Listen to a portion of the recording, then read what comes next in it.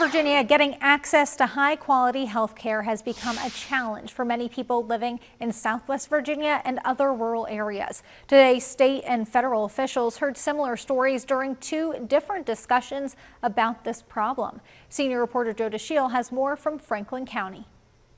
9th District Congressman Morgan Griffith turned his attention to rural health care during a visit to the Bernard Health Care Center in Rocky Mount Monday afternoon. Do you think that would be helpful for you all in providing additional services if the telemedicine was more open? Yes, especially when it comes to specialists. Griffith said access to high-quality health care has become a major concern of his constituents in a district that's larger in landmass than 9 states.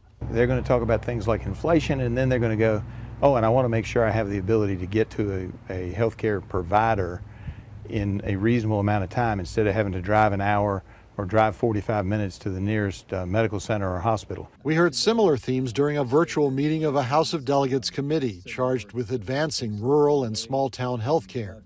Dr. Laura Settles is a dentist in Wythe and Bland counties. She described the challenge of finding a specialist for a young patient with a potentially cancerous lesion. I called over 10 providers and could not find an office within 90 miles that would see my patient.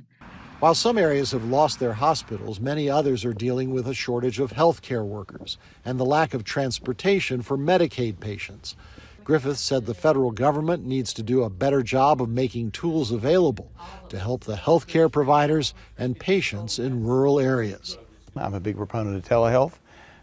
We need to make sure that, that they can get the medicines and the pharmaceuticals that they need to take care of people. But they can also provide even more if we do telehealth and other collaborations. In Franklin County, Joe DeShiel, WDBJ 7.